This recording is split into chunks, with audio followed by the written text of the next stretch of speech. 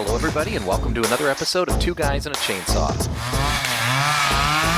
I'm Todd. And I'm Craig. And we are coming to you a little later this month. I really apologize, but we had originally intended for February to be our month of twos, but some technical issues on my end delayed our episodes a little bit. But we're going to press on with what we planned anyway, and this week we're doing the Texas Chainsaw Massacre Part 2, which I was super excited about doing. I know you were too, Craig. I was. I don't think you hadn't seen this before, right? No, I had, but only once and a long time ago. Oh, and yeah. So I didn't remember much about it except for that it was crazy. That it is, and I knew it was crazy. I hadn't seen it before, though. It was something that, as a kid, I'd always wanted to see, and I never got around to. As you probably know, if you've been listening to us for a while, our goal for this month was really to do number twos that weren't just ordinary sequels, but things that were a little off the beaten path, that took the original and maybe did something crazy with it or went in a different direction. This sequel totally goes off the rails, I would say, especially compared to the original. It came out about 10 years later, actually. This one is 1986, and it was at that time that Tobe Hooper was given the opportunity to do a sequel to this movie, although kind of been working on the idea of doing a sequel for quite a while. It was back and forth with this writer, L.M. Kit Carson, who wrote this screenplay for this movie.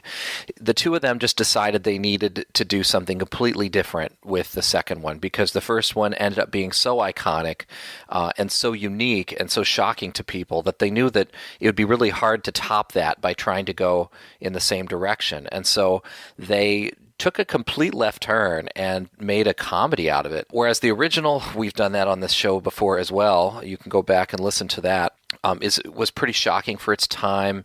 It has some dark comedy in it, of course, but it is really pretty brutal, and brutal in a sense that it's not super gory. That's one thing we talked about, but it's just the level of violence and the way that people are treated in that movie is just a bit shocking and adds to the brutality. And a lot of the gross stuff that happens off screen, as opposed to this movie, where they just decided they were gonna show it all, just kind of go balls out on the gore. They brought Tom Savini on board. He did some amazing gore effects for this movie. This movie, I've got a lot of mixed feelings about, so I'm really excited to talk about it today. Yeah, it's interesting. Gosh, I don't know much about the history. Like, I really couldn't find all that much about it, except for that Tobe Hooper, his original concept for it was that it would be about an entire town of cannibals. And he was going to call it Beyond the Valley of the Texas Chainsaw Massacre. And I guess, that's where they started. But after, rewrites and rewrites and rewrites, this is the movie that they ended up with. And I don't really have mixed feelings about it at all. I don't know, like, it's kind of in keeping with the first movie in some ways, but they just crank the volume up to 11. Like, yeah, let's just go totally kind of crazy wacky with it. And as I was watching this, I've seen Rob Zombie's movies, and I'm specifically referencing House of a Thousand Corpses and The Devil's Rejects. I've seen those movies, and I've heard that he was very much inspired by Texas Chainsaw Massacre, but in watching this second one, I have to believe that he had to at least have been equally influenced by Part 2, because this movie reminds me a lot of House of a Thousand Corpses, with just like really interesting, over-the-top set pieces and visuals and just these wacky characters. And of course, Bill Moseley, who plays Chop Top in this movie. He's so good. He is really good. And then he went on to work with Rob Zombie a bunch of times. Whereas the first one felt very low budget, but in a good gritty way. This one, you can obviously tell that it had a bigger budget. This one was made on a budget of like 4.7 million, which is, a pretty good budget for a horror film. Oh yeah. You can tell. I mean, like, it's just it's so insane. Like, Dennis Hopper is in it, for God's sakes. Like, and Dennis Hopper is in this movie just chewing up and spitting out the scenery left and right. Like, it's hilarious. I don't know. What are your thoughts? It's interesting. Like, okay, so you got to compare with the first one. So the first one, like I said, really pretty gritty, pretty gruesome in a sense that it's just so well done in its documentary kind of feel, in its not showing you on camera all of the bad stuff that's happening and really letting you fill in the blanks with your imagination, and just sort of the shocking brutality of it. I felt like there was a kind of reality to it, and I think that's what a lot of people latched onto, is that when a guy's hit in the head with a sledgehammer, he's dead. Like, Right. It doesn't take 5 hits for that to happen. It happens once and he's gone, and then he's flopping around on the ground a little bit, while he's dying. I mean, that is the kind of stuff we get in the first one. Compare it to this one. You can't even take it seriously, and I don't think you're. No.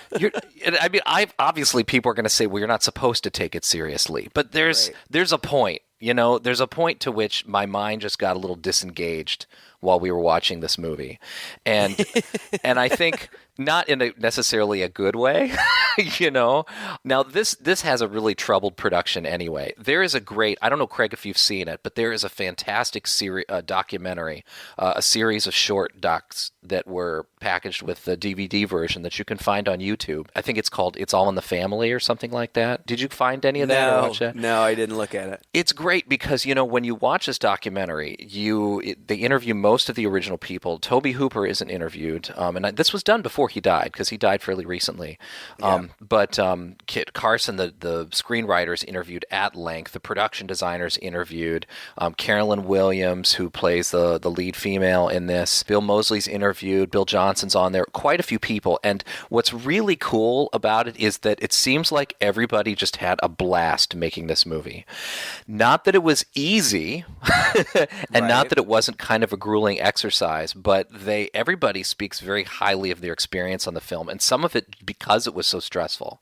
Like, their production designer talks about how quickly they had to throw these sets together, and with such limited budget because the money kept getting taken away from them by their distributors. Yeah. That he said, it was really stressful, and I was like in this super hot giant warehouse for 36 hours and didn't see the sunlight, and we were scrounging from everything trying to put this together. But he said there was just something really thrilling about that. About that process of being able to do it and get it together. The screenwriter, Kit Carson, writes the whole screenplay, submits it to their distributors, which is Canon Films, which they've got a whole history, and we've talked a little bit about them before. And they said it's too expensive. You need to trim it down. But they had to start production on it because they had a deadline. And so he literally had to rewrite the movie as they started shooting it. And they only had like 5 or 6 weeks to shoot it. So he's on the set day by day writing, and he's talking about like passing out in a typewriter, and people are pulling papers out of it like in front of him to get the next shots of the script. He said it was just this manic thing. But they were ultimately very proud of what they were managed to put together with all this, just to sort of turn around and see the distributors chop it up. And so that was sort of the sad point to it. So it's like the movie that we're seeing, you get this other side to it where they're like, we really enjoyed this process. We really enjoyed working together. It was a great ensemble cast. Everybody was in good spirits. We managed to sort of pull off the impossible. We felt like we had a really cool movie. And then our producers were idiots, and they said, "Oh, what's all this stuff? People just want to see more blood. They want to see more gore." Right. They took it over, chopped it up, and nobody, even Tobe Hooper, I looked at a couple interviews with him, is willing to say that they hated the final product. They just said that the product that they went in there with and came out the first cut, they said was just so much better. Well, I read that. I read that Canon kept kind of changing the budget on them depending on how the films that they were releasing were doing. So if they released a film that was doing well, then they would throw a little bit more money at them. But then if they released another film and it didn't do well, then they would take money away. I don't know exactly how this turned out because I know that there were different cuts. Like, I know that the studio, when they cut it, it was only like 82 minutes or something like that. Well, the version that I watched, and I assume that you watched, is an hour 41. I also read that when they sent it to the MPAA wanted to X-rate it, so they just went with not rated instead. So is even this hour and 41 version that we saw, is that still a significant cut? Your guess is as good as mine. It's certainly, like, I'm on the IMDb page right now, and it says 101 minutes is the original cut. So this has got to be kind of extended, except for the fact that a lot of the deleted scenes that people talk about are not in this. So it's not like they inserted a bunch of deleted scenes. Sure. Well, and the deleted scenes, I think, are available on some of the releases, and I think you can find them on YouTube also. I didn't watch any of them. And part of the reason that I didn't is because at an hour 41, I have so many notes because so much happens. Like, this movie just... It goes and goes and goes, and like there's always something happening. It's quick paced. There really aren't very many lulls, and even the things that you might consider lulls are just so wacky. Like Dennis Hopper's trip to a chainsaw store. Like that should be really boring. Somebody going to buy some chainsaws, but instead it's one of the funniest things I've ever seen in my whole life. Now, I have to disagree. I felt like there was a lot of this movie that I just kind of like, I was waiting for it to be over. And maybe if I'd seen the 89-minute cut, it wouldn't have been quite so bad. But no, I liked that scene. But there was just some of this, I felt like it needed a good editor. Well, yeah, and to be fair, in my notes at one point, I've got like Stretch, who's our main girl, played by Caroline Williams. There's one point where she's just being chased for what seems like 10 minutes, and like she's just running down this big hall forever. I'm like, is this ever going to end? Yeah. And about 2/3, 3/4 of the way through my notes, I have, my God, there's still a half an hour left. I know. Dude, I wrote that at 1 hour in. Yeah, I was like the same way. But I don't know. It's really just a wacky movie, and I found myself pausing so many times to write lines down because the writing, I don't know if you would call it awful or genius. Like it just straddles that line. Like it's either really bad or it's hilariously funny. So many lines. And I'll quote some of them for you as we go along. But I feel like we should get into the movie, otherwise we're never going to get all the way through it. Let's do it. There's an opening scroll, as there is in the first movie, and a voiceover. And the opening scroll is really just a recap of the first movie, and then they, at the very end... Texas lawmen mounted a month-long manhunt, but could not locate the macabre farmhouse. They could find no killers and no victims, no facts, no crime. Officially, on the records, the Texas Chainsaw Massacre never happened. But during the last 13 years, over and over again, reports of bizarre, grisly chainsaw mass murders have persisted all across the state of Texas. The Texas Chainsaw Massacre has not stopped. It haunts Texas. And I also just thought that was funny. Like, okay, so did the Texas Chainsaw people I don't remember if they had the same last name in the first one. I think they did. The Sawyers, they're the family. Mm-hmm. Did they hide the house? What did they do with their gas station? How could they not find it? Yeah. It's all a bit of a stretch, yeah. But whatever, okay, it's fine. Nice setup, nice callback to the first movie. it cuts to, God, I say this all the time, but it happens a lot in horror movies.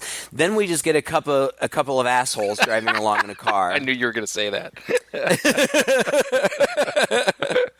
And it's Buzz and Rick, and apparently they're on their way to some big party. I guess this is a big football weekend in Dallas, which apparently this weekend is a real thing. Like, the rivalry between Texas and Oklahoma. I don't follow sports, but apparently it's a real thing. And anyway, they're on their way to this, big game and these big parties or whatever. One of them is like shooting a gun, like a handgun out of the car at everything that they drive by. Mailboxes, signs for attractions, whatever. Yeah. And at one point they see an oncoming truck, and they're like, let's play chicken, and they run the truck off the road.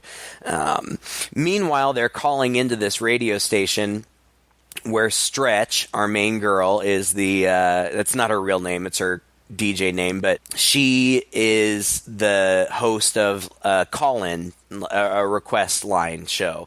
And they're calling her and harassing her and making really terrible jokes. But eventually, this goes on for a while. And then it's nighttime and they end up on a bridge. And as they're crossing the bridge, headlights come on from the opposite direction, and it's that truck. The same truck that they ran off the road. And the truck starts riding alongside them, going in reverse. And in the bed of the truck stands up a corpse. And it dances for them. There's a lot of dancing in this movie. There is, actually. Very good point. The Sawyers have some groove. They do. This movie could be like this, how the Sawyers got their groove back. Right. It could be Chainsaw 2, Electric Boogaloo. Like, it's awesome. And the corpse ends up being, I don't know that they necessarily ever say this outright. I saw it in the trivia, but it's the hitchhiker from the first movie. They've saved his body. And it's dancing around, and it turns out that it's really Leatherface, like, holding up this corpse in front of him. But he starts like sawing up the car as they're racing down this bridge, and he cuts the top of the driver's head off, and the car crashes. And that's kind of the setup then for what kind of turns into a cop procedural.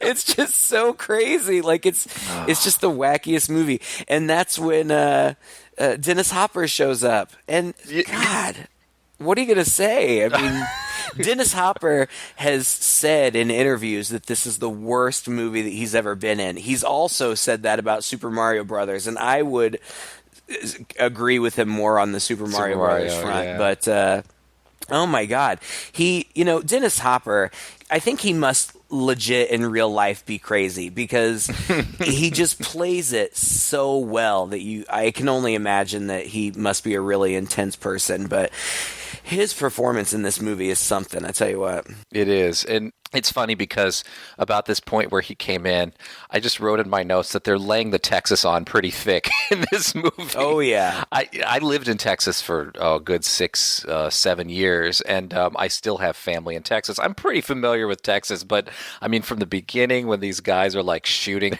their revolvers out the window at, driving down the street, this whole rivalry of Oklahoma and whatever. And then Dennis Hopper comes in, he's got a cowboy hat on and this thick Texas accent. And one of those boys so wild sawed his own head off going 90 miles per hour. Hell. Hell's exactly what they raised. This other guy comes up while he's investigating the crash, and he must be the local police or the local sheriff or something. Because you think Dennis Hopper is the sheriff at first. It turns out he's just a guy who's interested. And he comes up, and he's got this awful thick Texas accent. And as he sends Dennis Hopper away, telling him basically, oh, your obsession with this chainsaw thing is gone, even though I thought he said brother. I thought he said like your brother and his kids or something like it. Yeah. It's weird. I mean, it's kind of a tenuous thing, but they try to get us to understand that Lefty, Dennis Hopper, has a personal vendetta with these chainsaw killers. Like, they've killed somebody in his past, and so he's obsessed with them. Mm-hmm. And people are well aware of this. His name is Lieutenant Enright, and I'm thinking, that Enright. That Enright.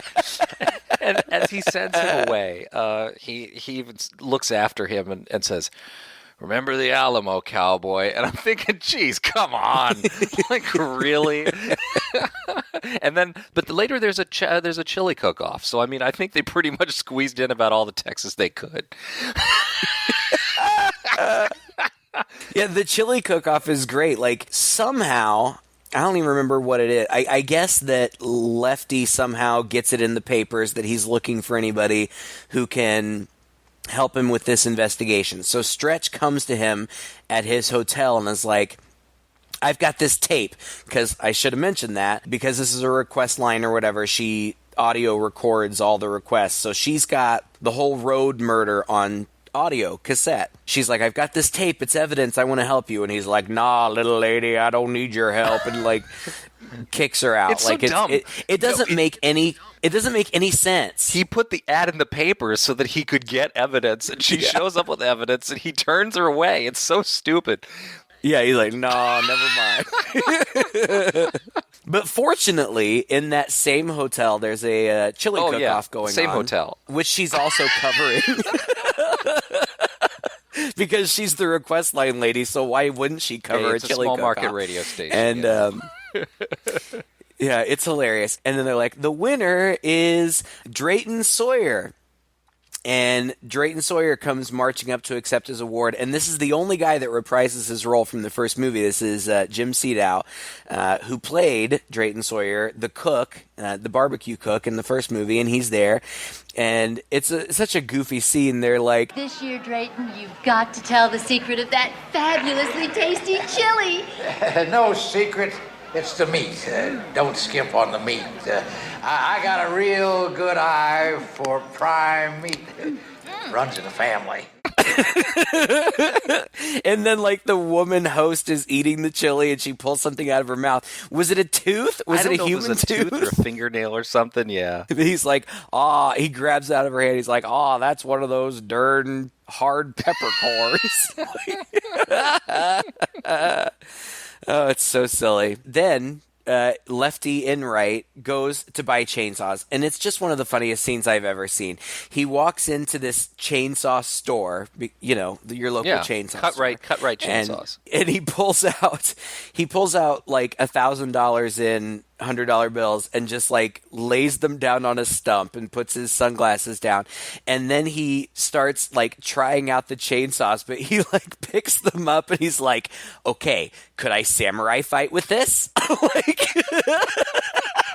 And he starts waving them around and like hacking them. He picks up one great big one and he swings it around like he's fighting with it. He's like, okay, that's pretty good. And then he picks up two smaller ones and he's got one in each hand and he's like using them like boxing gloves and like slashing them all around. The store owner is just looking at him like he's crazy. So then he just starts to walk out like, I'm sure that $1,000 will cover this. And the store guy's like, you're not going to leave without trying him out first, are you? He points him to this log at the front, and this guy, so Dennis Hopper's, we're just going to call him Dennis Hopper. We don't need to call him Lefty, do we? Yeah, Dennis Hopper's got this long, right. it's a super long chainsaw, one of them. He get two short ones and one really long one. And he starts, like you said, hacking, like you don't use a chainsaw. Yeah, like it's an axe. Like he's like, and he's hacking at this log, and it looks so awkward. And it's supposed to look cool, but it just looks terrible. And in the meantime, the store owner's giddy with delight watching him do this. I don't know. Oh my aching banana! What does that even mean? It's so bad. This store is like out in the middle of nowhere, this cut right chainsaws, and as Dennis Hopper pulls in, there's a marching band that goes by. I just thought that was so dumb. Yeah, just like on the dirt road behind them. Like, where From are you nowhere. going? Like, are you on your way to a parade? Like, what's happening? It's a bit of a disconnect there. Maybe they're just practicing. I don't know. Anyway. Well, then Enright changes his mind, apparently. Dennis Hopper changes his mind and goes to Stretch and says, you know what, I changed my mind. Go ahead and play your tape on the radio. So she does. Then we see the cook, Drayton, driving his food truck. Like, he was way ahead of his time. You know, he's got this awesome barbecue food truck. Somebody calls him on his console car phone. And you don't hear both sides of the conversation. You only hear his side. He's like, You've done it again! Ah, you cool shit! Ah, you mudcrackers! You'll be the death of me yet! Ah. He is so good in this movie. He's hilarious. So hilarious. He is the charm of this whole film rests on his shoulders.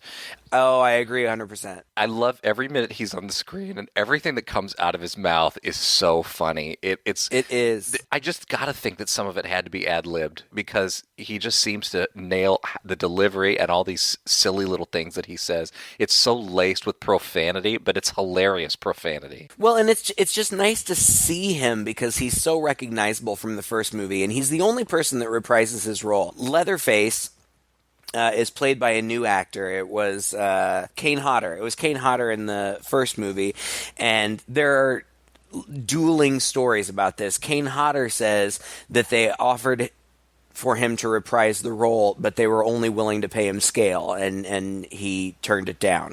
The filmmakers say that they offered him the role, but he waffled on it, and so they rescinded their offer.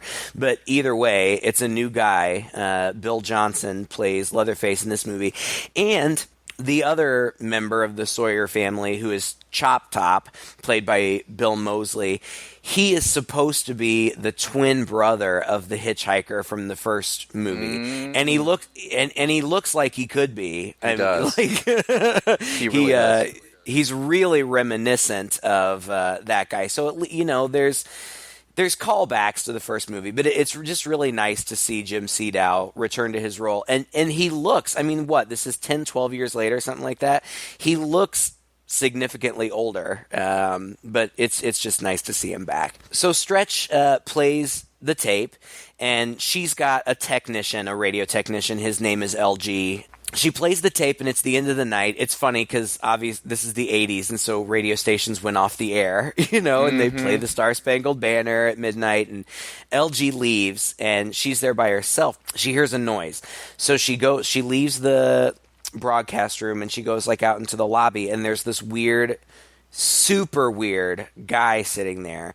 And it ends up being Chop Top Sawyer, Bill Moseley. He's super gross. He's obviously wearing prosthetic teeth, these gross, nasty teeth, and he's got these big sunglasses on. He's wearing what is very obviously a wig. You know, he's disheveled and just menacing. And Bill Moseley does such a good job. He's got this nervous energy. Yeah. And he's giggling all the time and laughing all the time, and he's super weird. And plus, oh, God, this is in such bad taste. I can't believe I'm going to say this, but he's got an abortion coat hanger, that he keeps sticking it up under his wig and scratching it. And not only that, but he's heating it with a Bic lighter before he puts it up under his wig and is scratching, and you're like, what's going on? And then every once in a while, he'll scratch and then he'll pick something off the tip and eat it. It's just so disgusting. Oh, it is gross. Yeah, he's like, you're my favorite DJ. I just wanted to meet you. Maybe you'll play a song for me. Maybe you could play that tape you just played a little while ago. Maybe you can give me a copy and you can sign it. And it's a very tense scene, and she's obviously just, trying to get rid of him. But she's very scared and nervous, as you would be, because this guy's clearly nuts. And he's like, well, I want a tour of the radio station. And she's like, okay, well, here's a desk, here's a pen, here's a stapler. He's like, I'll give you a tour to the exit sign. Here's a desk, here's a pen, here's a stapler, here's a piece of paper, and there's the exit sign. Right. What's kind of and it's creepy and it's gross, but there's this other element too where it's kind of poorly filmed in that, like we talked about in a few other films, all she does is kind of stand there. She doesn't really make moves to leave. She doesn't really. She allows him to get close to her. That part of it kind of bothered me. It is what it is, right? She's in a small room with this guy. Right, exactly. I mean, I get what you're saying, and I'm not going to say that Caroline Williams is an amazing actress, but I thought that in this part she did a good job of, what do? You're alone in this small, confined space with this crazy guy. Her male friend is gone. I don't think that she was expecting him to come back. He does eventually come back. She's just trying to get rid of him, and trying to be as calm as she can to get rid of him. She shows him to the door, and they have this tense exchange. Good night. Oh, good night. Good night. Good night.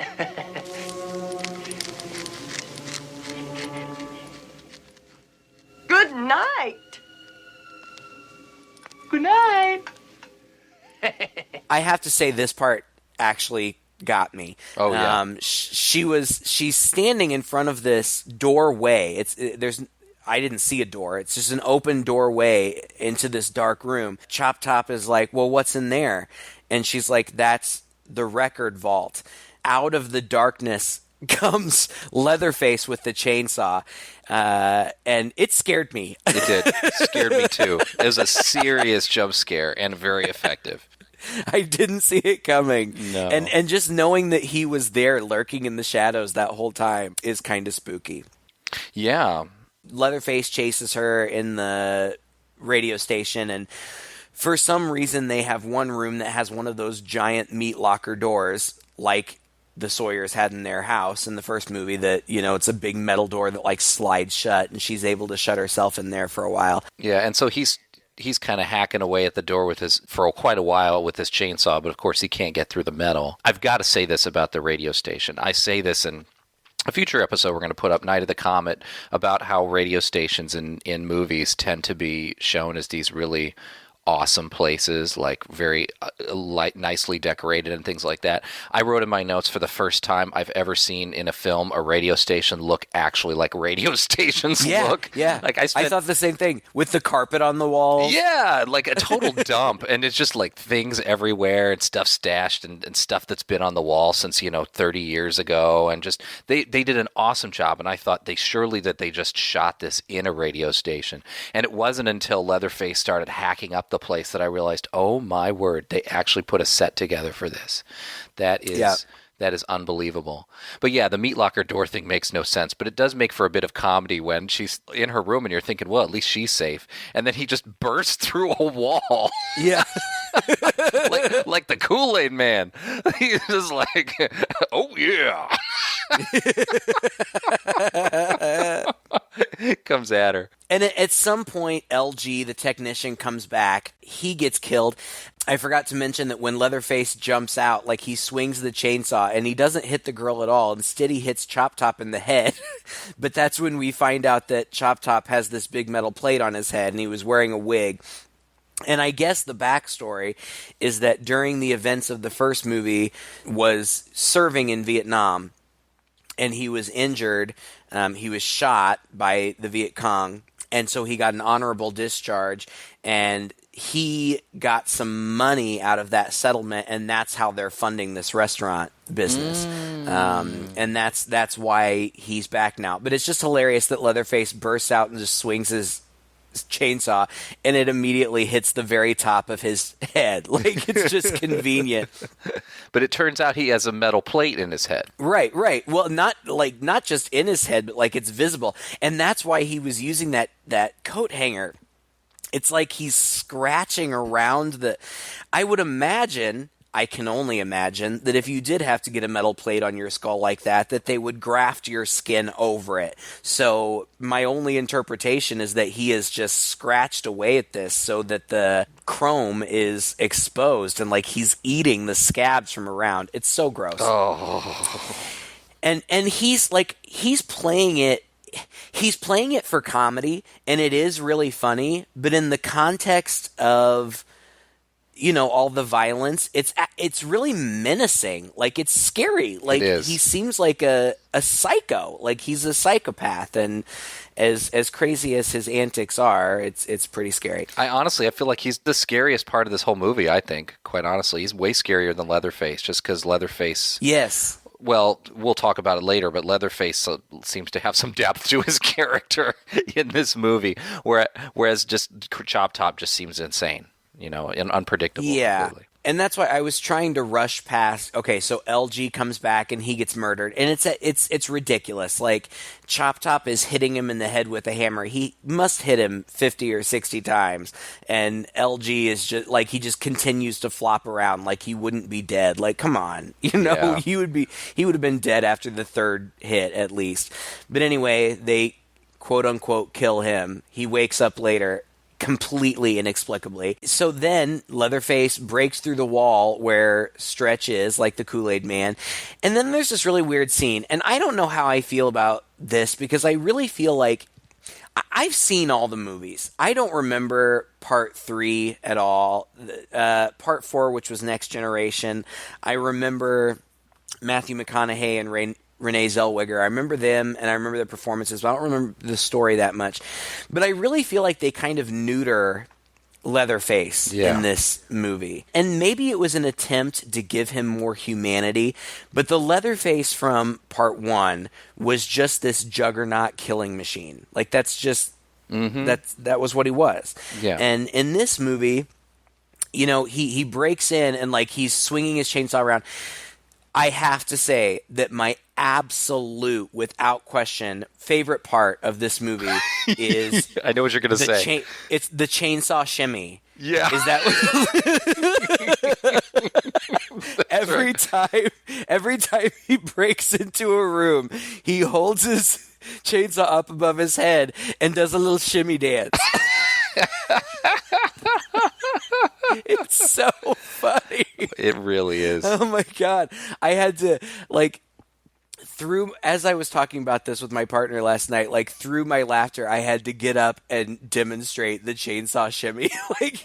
I'm like, no shit. Every time he does this, shaking my ass. Oh, and then there's the point, I think it's after the scene with the girl that we're about to talk about, but I think he starts shimmying again and starts cutting up more of the place.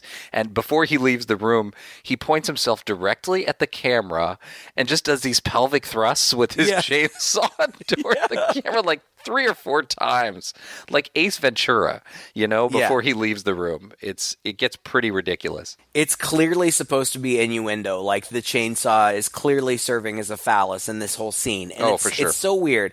He comes in and he's tearing up some stuff, and she's screaming and freaking out, and she gets backed up against a wall with a cooler between her legs. And what? Why is there a cooler filled with what ice? Is happening? Right, filled with ice and soda pop and beer and whatever. And he takes the chainsaw and starts.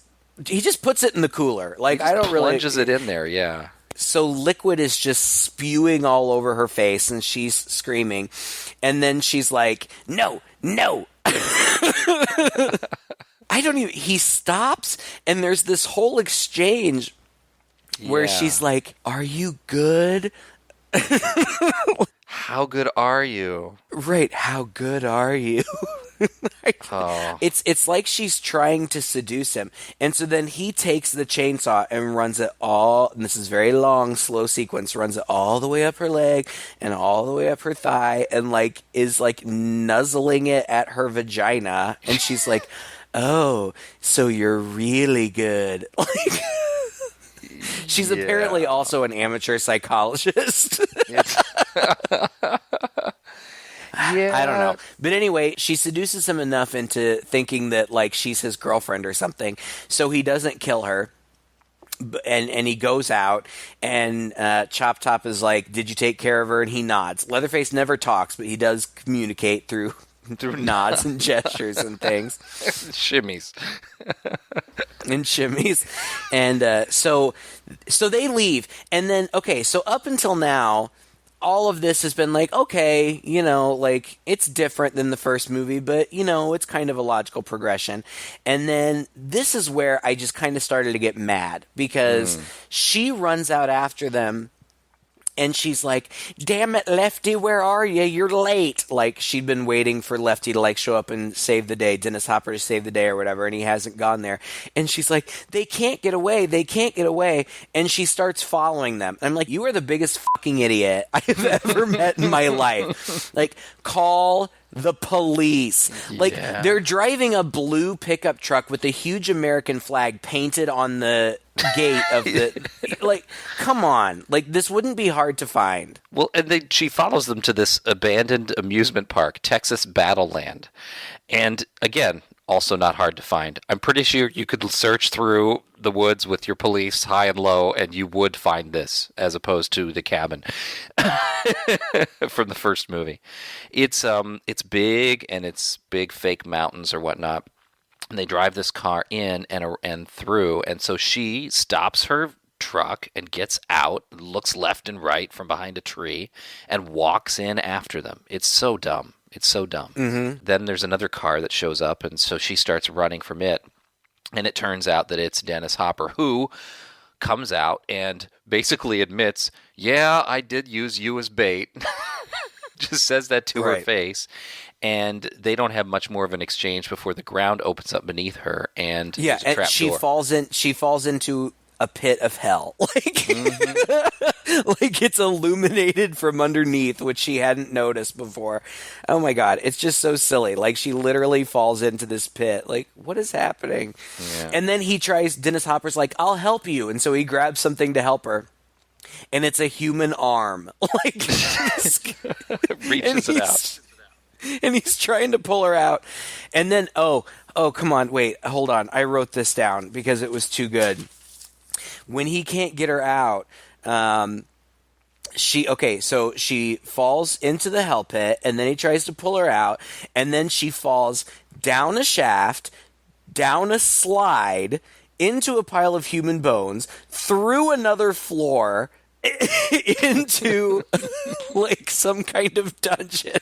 Like she falls like 3 stories into this huge subterranean amusement park that this family has apparently decided to call their residence, and that they have decorated. Like, it's gotta be, I mean, it's enormous, and like the entire place is all lit up, and like, these festival lights all around, and they've decorated it with corpses all around. Like, it's crazy. Awesome.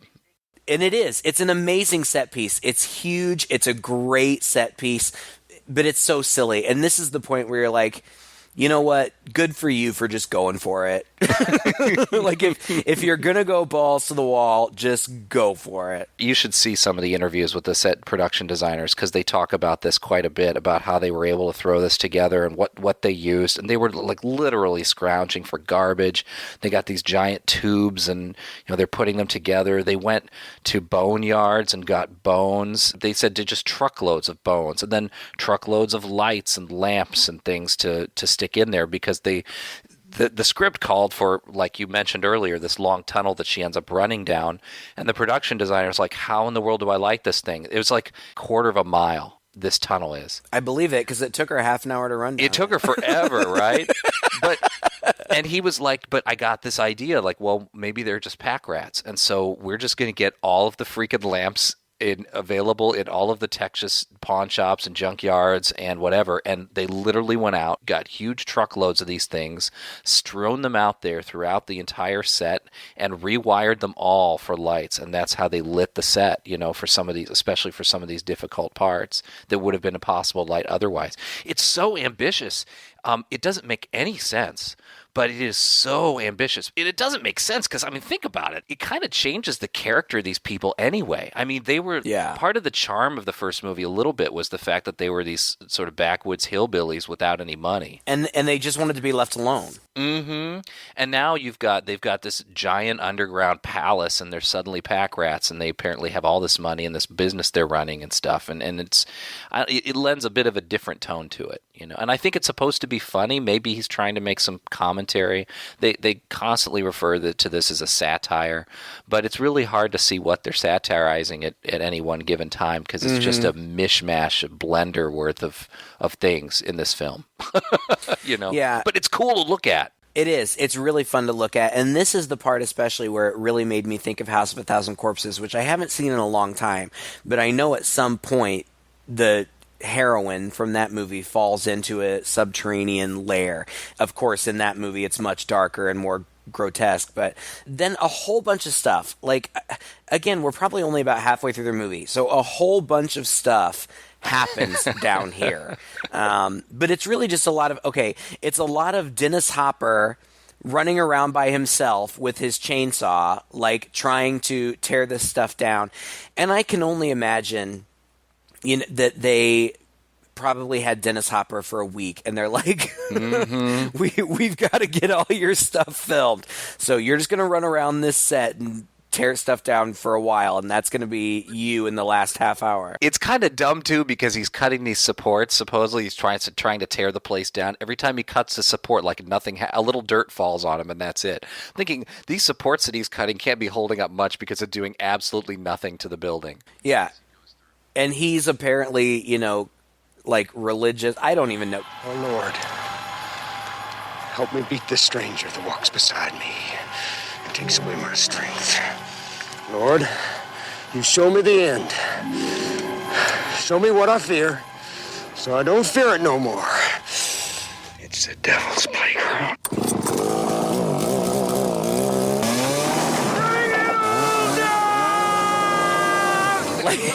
Bring in the fires of God here. It's the devil's playground. Like, oh my God, it's so funny. Hamming it up is the best way to put it. Yeah, oh God, and it's hilarious. Stretch wakes up in what I assume is the Sawyer's meat locker. It's like the smokehouse, maybe, yeah. Yeah, she hides there while Leatherface fillets LG, her friend, her technician. There were these hooks sitting right next to her, and I'm like, oh, I was just waiting for her to kick those over. Like, go ahead and kick them over, honey, because I know you're going to. And she finally did, and then Leatherface comes over, and they have another romantic moment where eventually he takes the face that he's just peeled off of LG, and he puts it on her, and he puts LG's hat on her, and then they dance. And then he ties her up. And then he ties her up because they hear some things going on. It's, Dennis Hopper tearing things down or whatever. And this is where I wrote in my notes, oh my God, I can't believe we're only 1 hour into this. Me too. Hour and 40 minutes of the movie. And then what happens? LG sits up. He's been hit in the head with the hammer about 40 times. He's been flayed, and there he is. He's alive and able to stand and talk and basically spit. Yeah.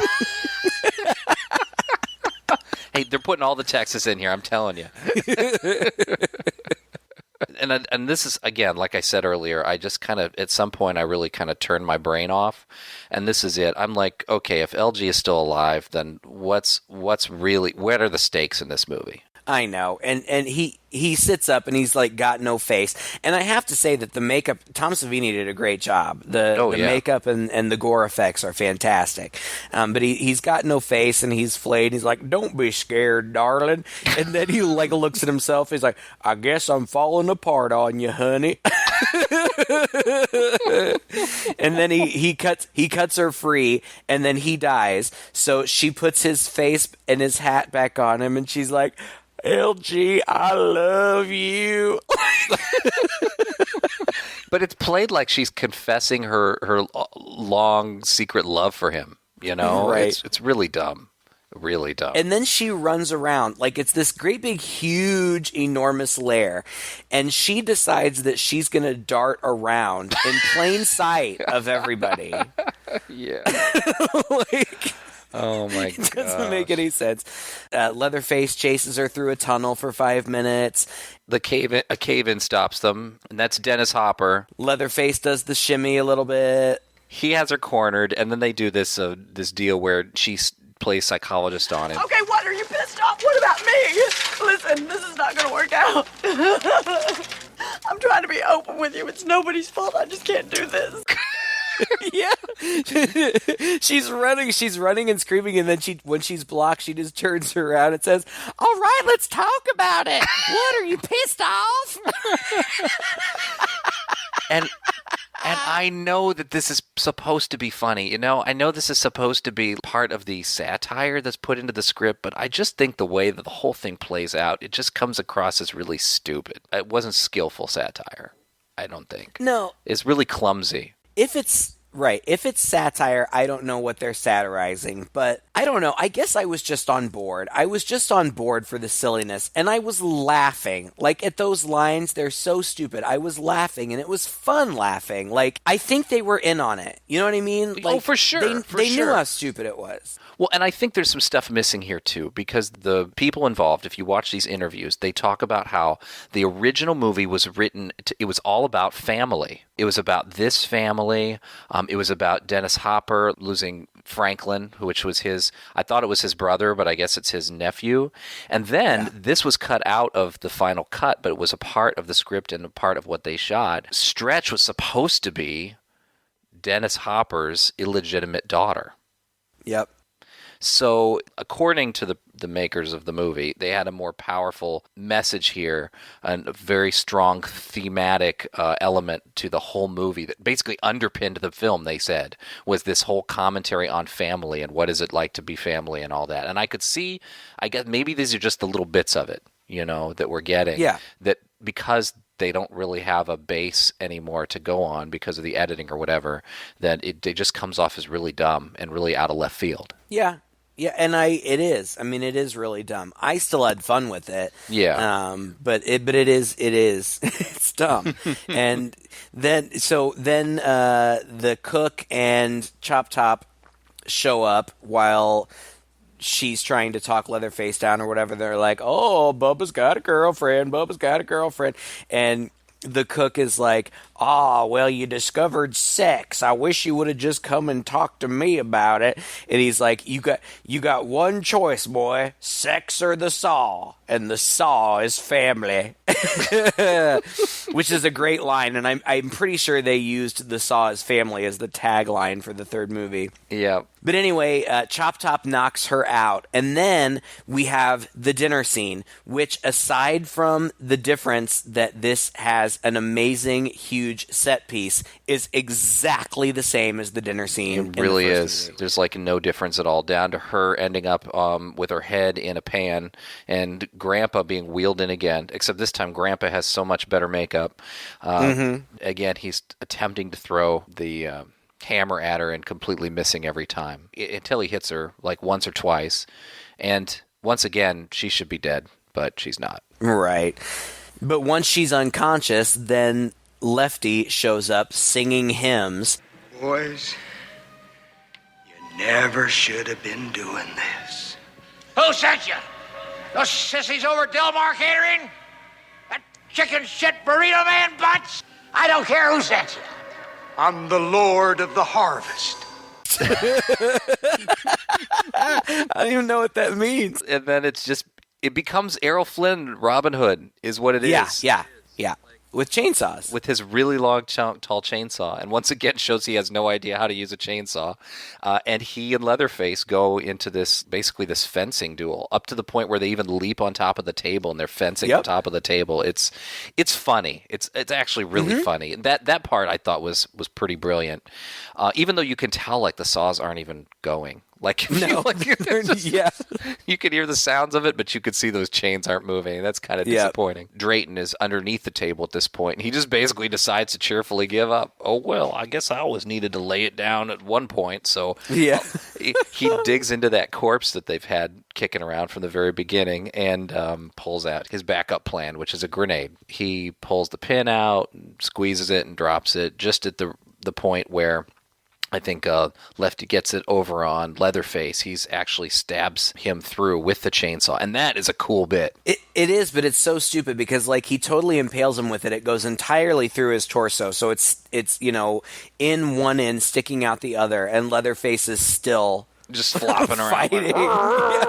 Yeah. Like he's still swinging the chainsaw around. It makes no sense. No, well, and so that blows up. But in the meanwhile, Chop Top is chasing Stretch, and they're going up this big ladder. You kind of see the dust from the explosion come up behind them, but they're getting outside, and they're fighting on the ladder, which is kind of a fun fight scene. And of course, Chop Top's crazy, so he's just laughing. And his weapon that he has at this point is a scalpel. I don't know where he got that, but he is just slicing away at her. And again, it's just like him hitting her with the hammer. Every slice should be making it's just like he's slapping it against her or something. I mean, it's having no effect. Well, I mean, you see it, you see the blood and stuff, but it's like she's almost entirely unfazed. Like I would have been done, but whatever. And it's hilarious. They're like climbing up this huge ladder, like to the top of a mountain at this amusement park, and they get up there. And there's a shrine to apparently Grandma Sawyer, who is another one of these living corpses. Why these corpses? Like, they said at one point that Grandpa was like 137 years old and still kicking. Why these people turn into living corpses, I have no idea. But the grandma corpse mostly just sits there, but she does move around. Stretch grabs the chainsaw in Grandma's lap and turns around and takes Chop Top out with it. And what I thought was clever was that she kind of takes a swipe at him and connects with him, but then he falls off the mountain like down into a shaft, and I'm like, oh, they want to bring him back for another sequel. But that shot had to be the coolest stunt in the entire film. Like, that guy, I had to rewind it and watch it 2 or 3 times. That guy rolls down the mountain. It's a guy, just like aimlessly, and hits something, kind of flops over, rolls down a little further, and manages to make it in this tube. It had to be super dangerous, that stunt. I was so impressed with that stunt. Yeah, it was cool. And, well, I was impressed by the stunt too. It looked pretty cool, but I just thought, I appreciate you for setting up another sequel. Good job. But then Stretch, like the camera is close up on her, and then it pulls out into this big wide shot of her at the top of this mountain with the chainsaw, and then she does the chainsaw shimmy like she's king of the mountain. It's really hilarious. It's very like Ash Williams' Evil Dead. Well, it's kind of a callback to the first film too, where it ends on Leatherface kind of doing the chainsaw shimmy in the middle of the road. Except his was a little more aimless, and hers is more triumphant. Yeah. I don't know. Like, I have to say, at the end of the day, I appreciate this movie for its ambition and for just going ahead and just push it right over the top. Just go ahead and do it. And I kind of like it. And it's long. It's too long. Yeah. They could have trimmed probably a good 15, 20 minutes. Nonetheless, I thought it was fun. I had fun watching it. I don't know that I would necessarily sit down and put it in and watch it from start to finish again, but if I was flipping through the channels and it was on, I'd take another look at it. It's a fun movie to watch, and I'm glad we did it. I've been looking forward to this one for a while because, like I said, I had seen it that one time and I remembered it being crazy, but I haven't seen it since then, probably 10 years or more, and it was fun to revisit. I have to say, I don't feel like this is a good movie. I don't think I would rewatch it. I thought it was a bit of a slog. I did find it had its moments. It had its moments that thankfully would come at just about the time when I was, checking my watch, that would jump out and charm me. But overall, as a one unit of art, one piece of art, I just think it has so many problems. And I want to say that hopefully it's due to the mess that the studio apparently made it after the director's initial vision, because I don't think it really reflects well on Tobe Hooper as a director. I have to kind of wonder after watching a movie like this if he was just a bit of a one-hit wonder, because nothing he did after that was super successful. And we even learned that Poltergeist, was mostly directed by Steven Spielberg. And so I'm really kind of curious to revisit some of his later films to see, because I don't think the direction is that good here. What does work about it is the ensemble. The acting is really good. The special effects are fantastic, especially for their time. The set design is incredible for any time. Nobody would build a set like that anymore. They wouldn't. It would all be CGI. And the ideas there are interesting, but when you put them all together, the movie is just one big mess. And I didn't find it terribly fun to watch. I thought there were fun moments. Other than that, I would have to give a thumbs down to it myself. Well, to be fair, Tobe Hooper didn't intend to direct this movie. That was never his intention. He wanted to produce it and have somebody else direct, but they couldn't find anybody else to do it. And so he just stepped in and said, fine, I'll do it. And I think that you have to go into this movie looking at it as a comedy. And I'm surprised, it did pretty well. And I guess that has to be a result of the success of the first movie. But it grossed about $8 million, which isn't great, but, they made money on it.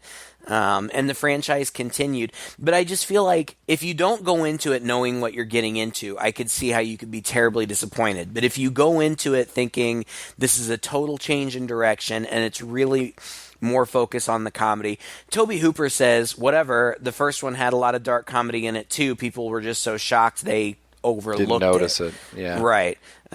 Which I can see. I mean, Franklin was clearly a, comedic character. We didn't even mention that Franklin's skeleton shows up so that Dennis Hopper can have a little sentimental moment with this skeleton. But, for what it is, that's not to say that it's a cinematic masterpiece by any stretch of the imagination, but for what it is, I thought it was funny. There were parts of it that were scary. The gore effects were good. The makeup was good. The set pieces were fun to look at. Since you gave it a thumbs down, I will go ahead just to be contrary and give it a thumbs up. I would recommend it to horror fans. Sure. It's worth watching, but it's probably not, in my opinion, not worth a second watch. It's just like, to Fair me, enough. It's just emblematic of the fact that you can have all of these separate elements that work so well by themselves, but when they come together, they just don't click. Yep, I think that's fair. Well, anyway, thank you for listening to another episode. If you enjoyed this one, please share it with a friend. Anywhere you can find podcasts, we are there. You can also find us on Facebook. We have a page there. Finally, we have a website as well, twoguys.red40net.com, where we put up written movie reviews every Thursday to supplement our terrible, horrible podcast episodes. Until next week, I'm Todd. And I'm Craig. With Two Guys and a Chainsaw.